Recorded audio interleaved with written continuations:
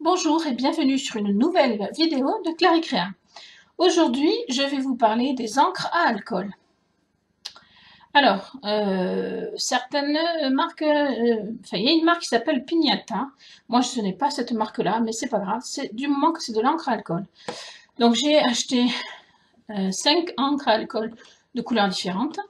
Nous aurons besoin également de la lame souple, du rouleau, bien évidemment, d'une couleur de pâte que j'ai déjà préalablement préparée et d'une plaque de texture relief.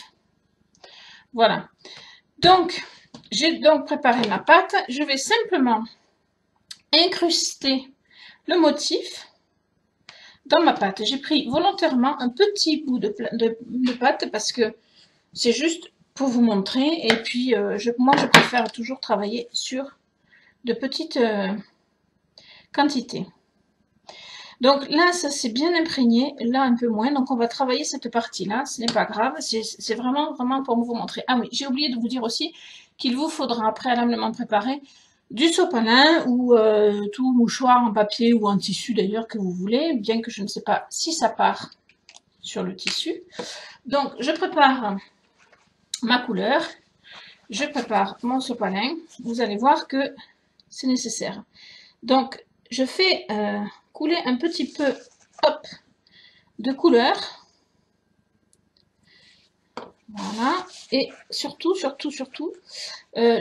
n'appuie pas 2 fois du même côté, de peur de remettre de la couleur sur la pâte.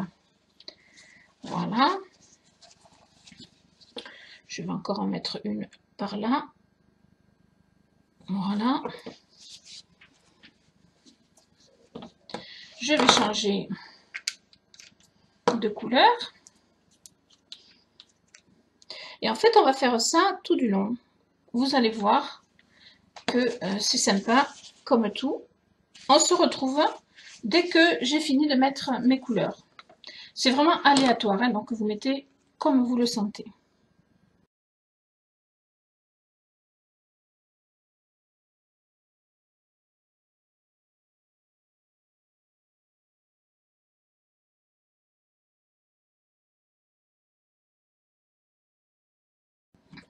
Voilà, on referme toujours bien les encres à alcool, parce que sinon ça s'évapore très facilement. Alors, c'est dommage parce que j'ai pas imprimé, du coup j'ai pas fait la plaque en entier, mais vous voyez que, je sais pas si vous voyez bien d'ailleurs, voilà. Avec les motifs, je vais prendre par exemple celui-là.